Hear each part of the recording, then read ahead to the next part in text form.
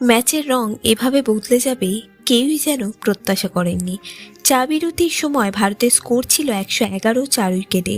ক্রিজে তখনও বিরাট কোহলি এবং সেঞ্চুরিয়ান লোকেশ রাহুল দুজনেই ভরসা দিচ্ছিলেন। কিন্তু পরিস্থিতি বদলে গেল লোকেশ রাহুলের আউটেই। আপার কাট খেলতে গিয়ে কট বিহাইন্ড হন লোকেশ রাহুল।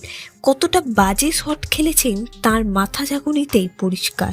প্রথম টেস্টে চোটের জন্য খেলতে পারেননি রবীন্দ্র জাদেজা। টেস্ট ক্রিকেটে গত কয়েক বছর তার ব্যাটিং ভারতীয় দলকে ভরসা দিয়েছে, যে কারণে বিদেশের মাটিতে এক স্পিনার বাছাইয়ের ক্ষেত্রে জাদেজাকেই প্রাধান্য দেওয়া হয়। ফেরার টেস্টে রানের খাতাই খুলতে পারলেন না তিনি। জাদেজার আউটেই আতঙ্ক শুরু। লুনগি 1 ওভারে 0 রানে 3টি উইকেট নেন। পরের ওভারে রাবাডা এসে আরও 2টি উইকেট, 1টি রান আউট। উল্টো দিক থেকে উইকেট পড়ায় বিরাট কোহলি গত ম্যাচের মতোই বিধ্বংসী হওয়ার চেষ্টা করেন।